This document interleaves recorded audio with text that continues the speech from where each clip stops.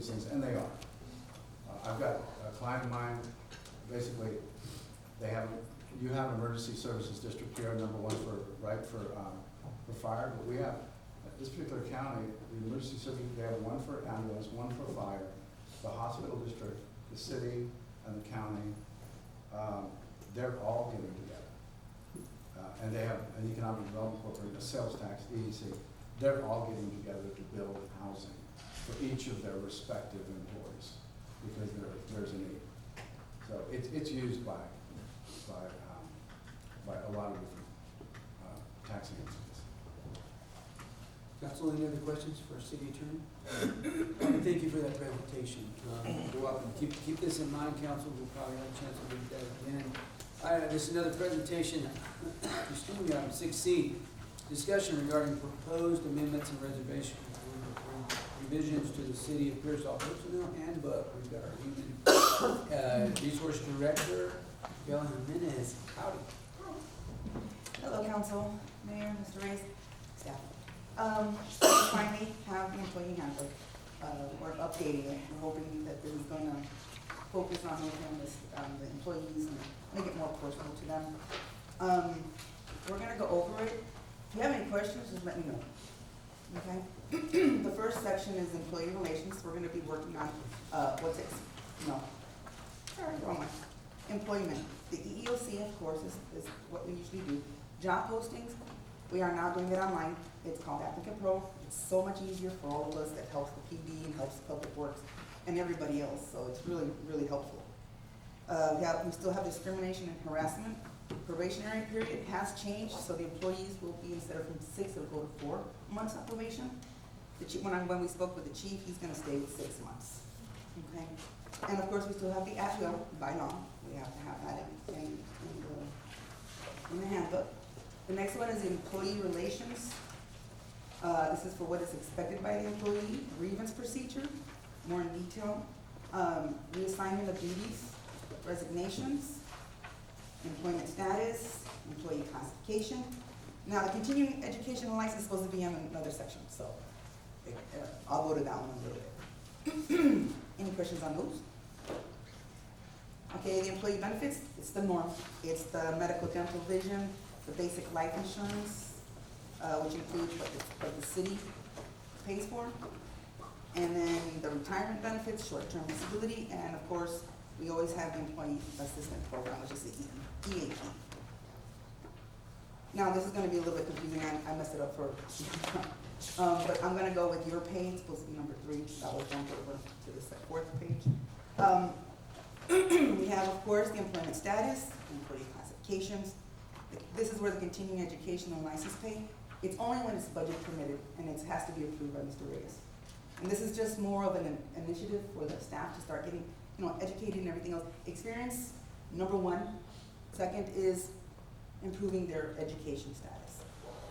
Response time and on callback, temporary promotions, assignment pay period and pay day, paycheck deductions, timekeeping, lunch and rest breaks, travel and business expense reimbursements. And that has to be by whatever the state finalizes with us. The next one is while you are at work, standard of conduct, conflict of interest, confidential information, remote work, which is new, because that's now we do it as flexibility. But again, it has to be CM approved. And the most of the, how we're going to use this is under FMLA or working style. That, and again, it depends on what Mr. Reyes says, if it's able to get somebody to get on the home. Attendance, reasonable accommodations for pregnant workers. This is a new one that just came into law last year, and it was finalized in July. Employee assessment and review process, which is the performance appraisals. Dress code and appearance. Solicitation and distribution. IT resources and communication systems. Bring your own device at work. That's awesome, and that's just how we're going to not use our personal things with city equipped. Okay. Outside employment. Cell phones, you're talking about? Yeah, cell phones. Cell phones. Yeah, cell phones and things like that. Outside employment is still the same. Visitors at the workplace. They will have to sign in and out as they do here, we have it over there. I have a question before you Yes. move on. On the employee assessment and review process, is there some sort of committee that does these reviews, or how is that process? No, this is the performance appraisals. So this is Oh. by the supervisors that are gonna do the appraisals on the employees annually. So is it a one-on-one? It's a one-on-one, yes, sir. And if they're needing more work on it, we also have it called the PIP, which is called the Performance Improvement Plan. So if they're needing more work, more training, that's where that's all year. They can use that PIP at any time. But this is So annual. Is there any feedback that comes in from a second supervisor? I mean, how is that fair on a one-on-one basis? Well, it is. I guess the supervisor, as we always say, they ask for like the crew leader's opinion. They usually do their self-assessment, their own personal reviews. You know, it's a lot of combination back and forth feedback. So we expect that the employee would probably do their review, about themselves, because sometimes we're harder on ourselves. And then the supervisor will also go over with them as well. So does this also reflect like a increase in pay? That is, No, we do not have. we don't have a merit raise. No merit raises, Okay. no. Yeah, no. I think that's something that I think we might want to consider as far as creating some sort of pattern. You're coming across in the workforce where you're hating the supervisor, or the supervisor doesn't like the employee, and trust me, I see it every day, to where it's not a fair evaluation. And that the employee is being protected by many laws, of course, but also it's just not, to consider it as far as, because even though we say we don't use it towards some sort of promotional level type thing, but we tend to turn to them. And so at that point, where does the employee turn to, or who can get the second opinion? It just, I think many corporations, many organizations are turning away to just doing a one-on-one basis, especially coming from a supervisor that might not have the knowledge or the experience in the management end of it. They might have it on the work related, but not on the management end of it, in the supervising or what areas to look at, Okay. and then career development or, things like that. So it's a recommendation. I think just to make sure that we understand, just to be clear, the employee, now I'm talking to folks that don't supervise anybody, right? These people are just on the line. Their assessment comes from the supervisor and the department.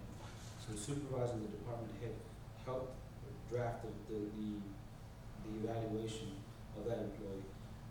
We don't do a 360 where we, kind of maybe what you're alluding to and have the employee assess themselves, and so on and so forth.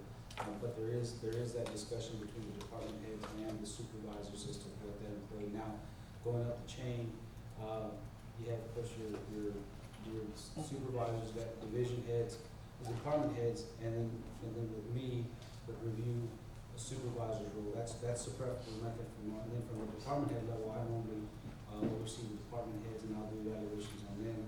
And of course, with me, I have 8 people that do evaluations. That's it. Quick question, the employee assessment, those are conducted yearly, or? Yes, is it- conducted yearly. And with the probationary people that are on probation, they get a review once they complete the probation. I don't know, yeah, I'm kind of, especially if there is no, I don't know, there's an assessment, but let's say they improve, there's no raises given to the There's no- employees, Raises are given to us. I've been doing this, I'll share this with you, I've been doing this for 17 years. And I can tell you that merit raises are tough to get. And I say that because they are. I would venture to say, I could be wrong, but the school district, I know there's now some discussions about doing some things as But it's opposed based to on merit. board and budget.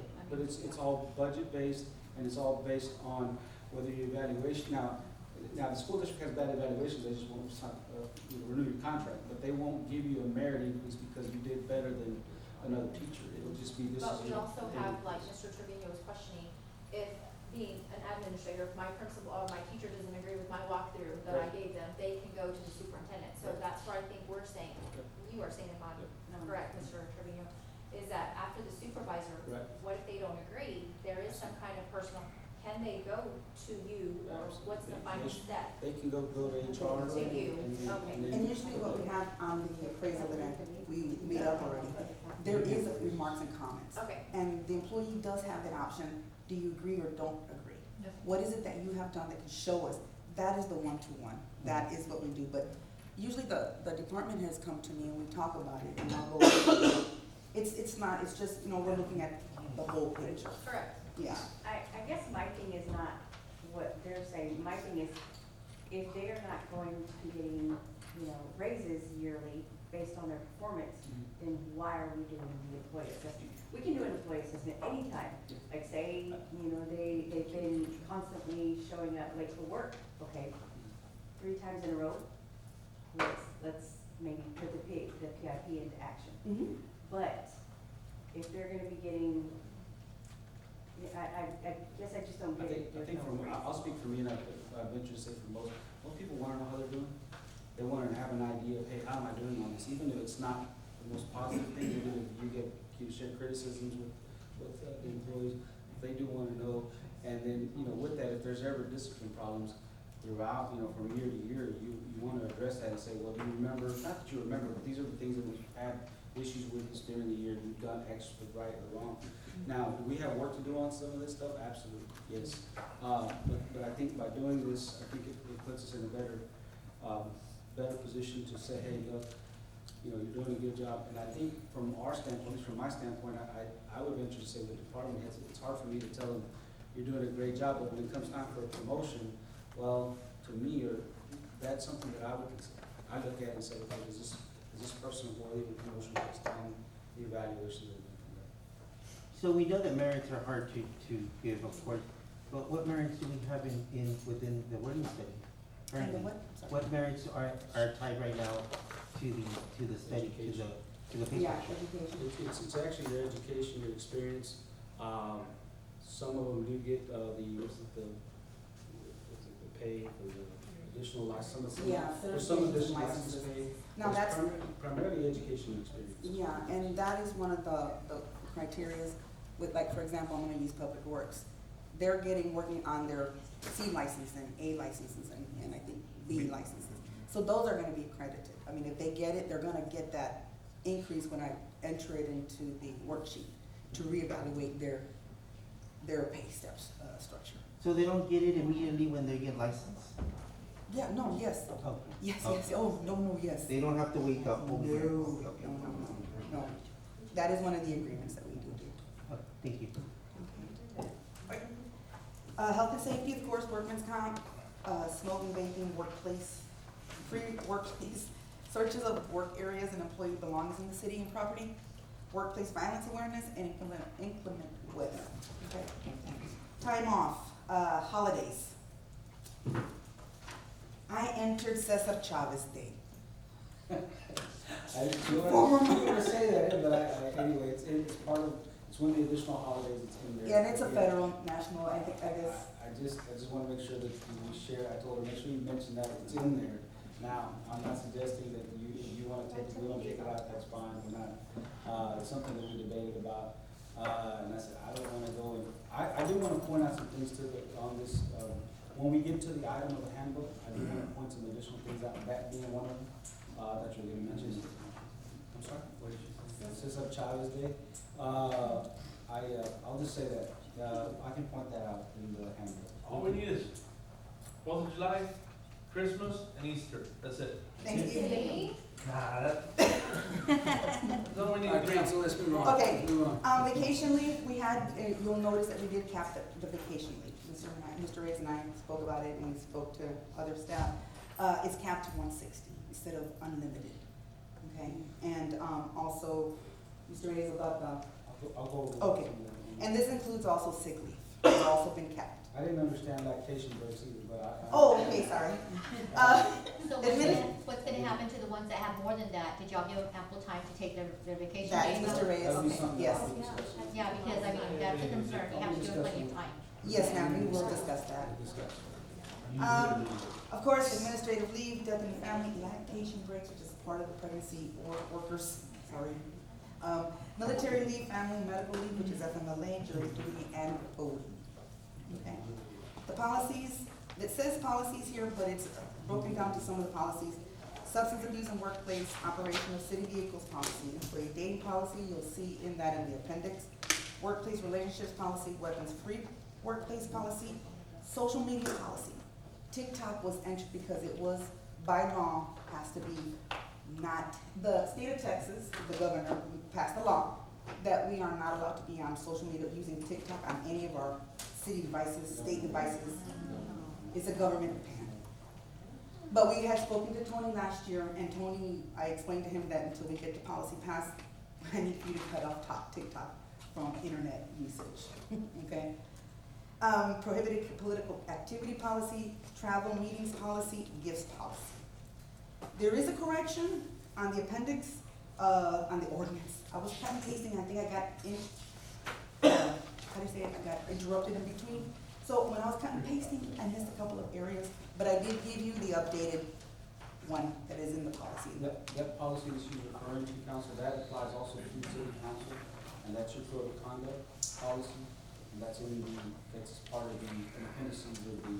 Yes, so we did keep the sexual and other unlawful harassment complaint investigation, which was approved on the 2/14/23. The ordinance that I just explained was also corrected. That's the same one we're still using. The fleet equipment is still being used, the same one that was approved in 2020. The employee dating policy approved in 2/14/23 as well, and the ordinance of nepotism workplace relationships, which was approved on 4/12/2022. Okay, so those stayed the same, those didn't change. Now, is there any questions? Sorry. Any questions? Thank you very much. Thank you. Alright, okay, council, we're moving on to our consent item. We've got two, meeting minutes to approve, September 10th, September 24th. This is an action item, I'll ask for a motion in a second. Motion by Councilman James Leal, multiple seconds, Councilwoman A. Garza. Should be questions, if you've got them, let me know, otherwise we'll call for a vote. The only correction I do want to say is on the September 24th item, I went ahead and I inserted that Ms. Rachel arrived at, I believe it was 6:23, and Mayor Pro Tem arrived at 6:04, I believe it was. So the minutes that will be signed will reflect that. That's the only change. Okay, that's so noted. Council, do you have any other questions? Hearing none, call for a vote. All in favor, please say aye. Aye. Any opposed? Motion passes unanimously. All right, council, I've got a special request. We've got a couple of citizens that are up on our new business. These would be items 8D and 8E, and I'd ask you to consider moving those to the forefront. Motion. There's a motion by Councilman Pro Tem Leal, a second by Councilwoman A. Garza. May I have ask for any questions? Hearing none, now call for a vote. All in favor, please say aye. Aye. Any opposed? Motion passes. We're gonna go to item 8D and then 8E. Item 8D, discuss and consider an act on ordinance number 2024104, approving a preliminary plat with request for variances for sidewalks, alley, and lots for a 5-acre tract legally described as such and such, such and such and such and such. This is an action item. I will ask for a motion in a second. Motion. Motion by Councilman Leal, second by Councilwoman A. Garza. We have our Assistant City Manager. You have the floor. Good evening, Mayor, Council. You have before you a request for a preliminary replat consideration. This is a 5-acre tract, the Ornelas 5-acre tract on the corner of Willow and Frio Street. I have discussed that as part of our community development projects that we have ongoing. Last night, Planning and Zoning met to consider the preliminary plat. What you have here is something unique, is that not only are you being asked to consider the preliminary plat, but they've also requested some variances to that plat, which is the variance to not having sidewalks, lot sizes, and of course, the dedication of the alleyways. However, in having looked at the plat, the engineer for the applicant has stated that they believe they can still meet the lot sizes. One of the things that was discussed last night, and staff is also recommending to council, is that we table the preliminary plat and the variance consideration so that council can get a better picture, a more informed picture of the plat and what it would look like if they were to take into account that the variances would be granted.